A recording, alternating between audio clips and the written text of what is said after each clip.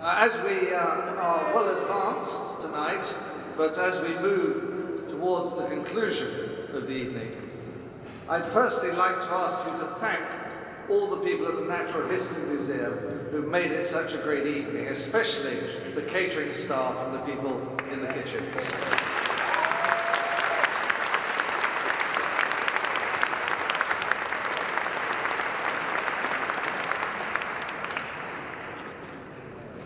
We've heard this evening that in the last 56 years, the word green has moved from naivety to mean sustainability.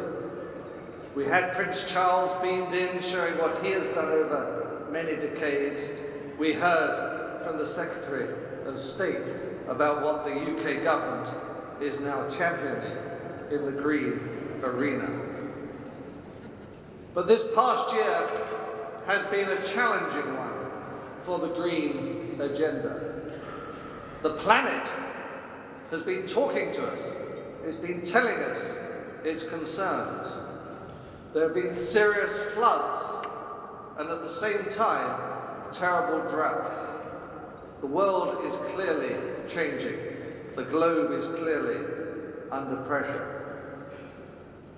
But in the human world, there have been some very serious challenges to the green agenda. We've had a recession, which means that governments have less money to spend. They're cutting back on things that perhaps they once thought were good. Despite the tremendous efforts that we just saw in Copenhagen, we know that there was confusion in Copenhagen and that the public perception of climate change deteriorated. We also had the Climate Gate controversy in this country at one of our main universities responsible for much of the data. So it has been a difficult time, a time when the need to communicate has never been greater. And our profession of marketing is absolutely key to this. It's always worth remembering that in the UK there are more than 500,000 people employed in marketing as professional marketers. That's twice the number of accountants. And marketing should bring together, and does bring together, supply and demand. And in the green world, supply is the new ideas, the new technologies that the scientists and engineers are developing all of the time. There is no doubt the technology is moving forward. But getting people to use that technology is the job of the marketers. Because it's no use having the technology unless people actually use it in some reasonable quantity. And to get people to use things, you need the marketing skills, firstly, of research, to find out how people's attitudes can be developed and how they can be used to make the product or service attractive.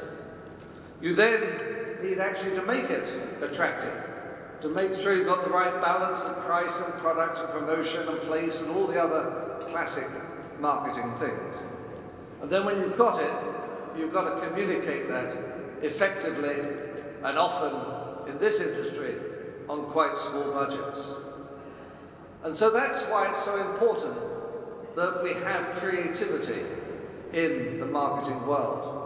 It's creativity that can suddenly unleash a very clever thought that can really impact on people and can make people absolutely change their behavior. It can inspire customers to do something different. Because we don't only want campaigns that can make us sit up and take notice. What we actually want is campaigns that will actually make us stand up and do something different. We need to take action. So these awards are now global. In our 5th year, they've developed. I think it's been a wonderful occasion this evening. And Sir David, we again thank you for being with us tonight.